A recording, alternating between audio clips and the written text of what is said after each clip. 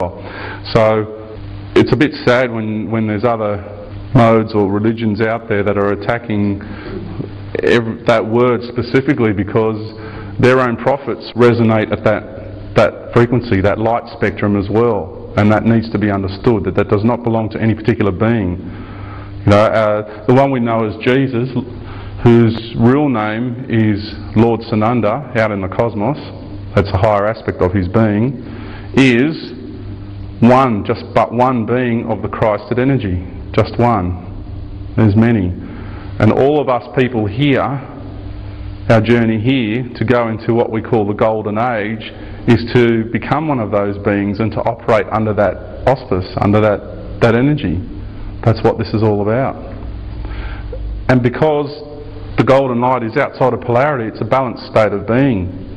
The beings in the Christed energy really understand how to utilise the two powers, the two energies, what we refer to as the dark and the light, to achieve what one needs to achieve in a very balanced and respectful manner to all life.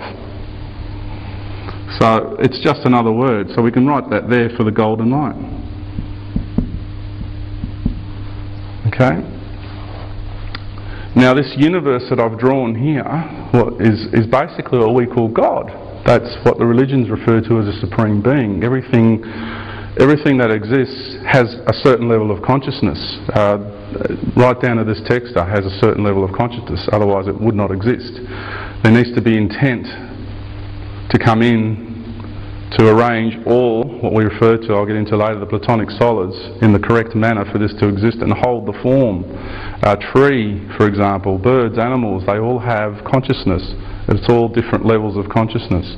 They are all living creatures. This planet is a living being. Therefore our universe is a living being, and that's what we refer to as God, the Supreme Being, and we are all inside of that and all part of that.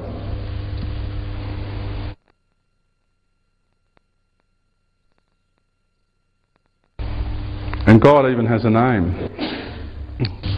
And people think, well, how can you? God is meant to be nameless, formless, genderless, all of those aspects and all those attributes. God refers to us as a name because it sees itself as a being. Yes, ultimately it is genderless, but it likes to communicate with you on your level, so you can refer to it as a friend.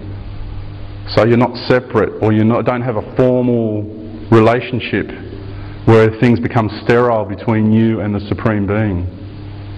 The whole idea is to treat God as a friend and to work with God as one, and to look at each other as equal. God does not want people to get down on their knees and beg for mercy like a slave. That's not what it's about. Not at all. Okay? God is all about working on the level with you, understanding who you are. You work together so you can grow and work together as friendship. That's what it's about. So the name God likes to be referred to, if you are to give God a name and begin that friendship, is magenta.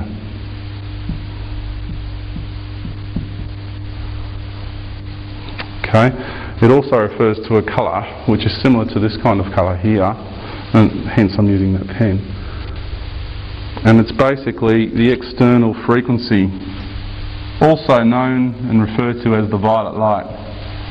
I know magenta is slightly different to violet in colour, okay, but the ultimate frequency you can use is the violet light, or the violet flame.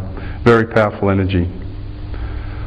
It's really important that you come to terms with understanding what you're actually doing when you start utilising light energy. It's very powerful, and use it with the utmost respect is what I think is very important, that we do that.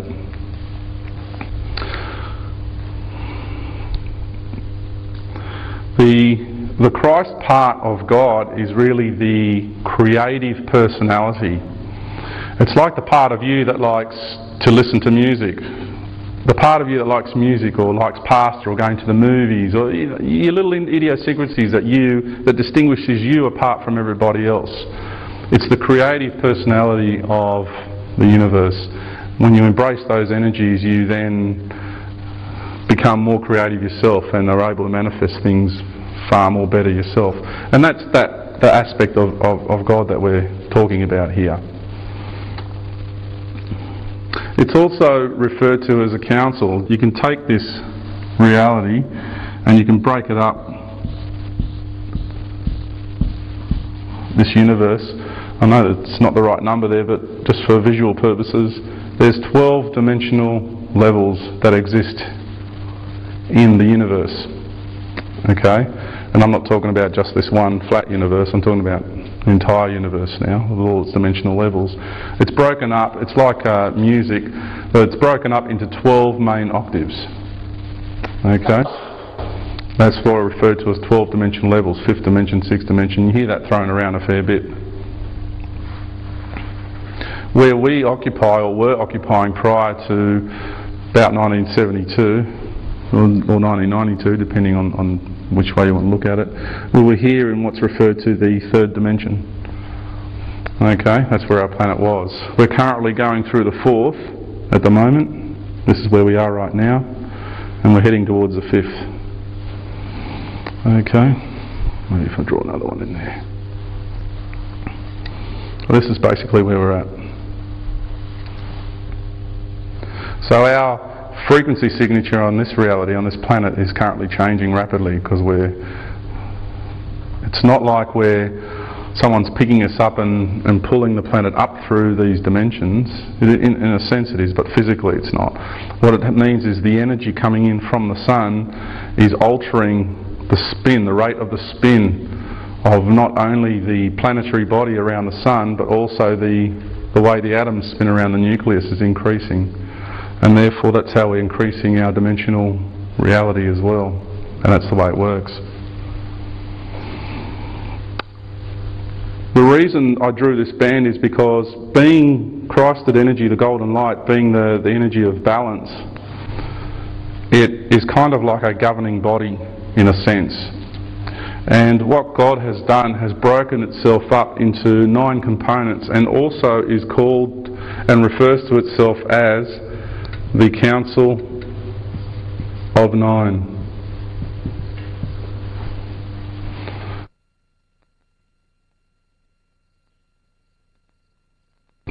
Let's say you go to the 12th dimension, for example.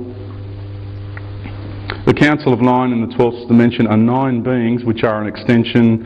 You get the main body of Christ, and it's broken itself up into 9 different components. And it's like us as beings have different egos, for example. We have different egos that make up the whole of the expression of the being. So does God. God has broken itself up into different components, and each being from 1 to 9 performs a different function, or represents a different function. One might carry wisdom, and the other one might be the expression of learning how to function with authority, and the other one might be the teaching of the sciences. And you know, it's all broken up, and each one has its own responsibility. And this Council of 9 exists on every dimensional spectrum, each one. The Council of 9 sits there, and it's flanked either side by 2 other councils, which I will get to in just a moment. And so, for example, here you've got 9 beings, here you've got another 9 beings. While these ones are here down in this dimensional level, these ones still exist, but these are a lower aspect. This picture here probably describes it pretty well. This is the picture of the I Am presence, and brought to us by Saint Germain. And then you have the higher part of your aspect of your being, your God presence. And then you have an intermediate part of your being, and then you have a lower part of your being. It's all one being at the end of the day, but we have different components, and you have the same setup as well individually. Okay? So when I speak of the council existing in every frequency spectrum, yes, they're all one, but they're different components, that's all. It's just broken down. So you've got each being is specialising in each different frequency spectrum, because if you're only one entity, then you can't be here and there at the same time. You've got to break yourself up into 2 or 3 or 4 so you can occupy those different frequencies at the same time and function properly and effectively. Okay?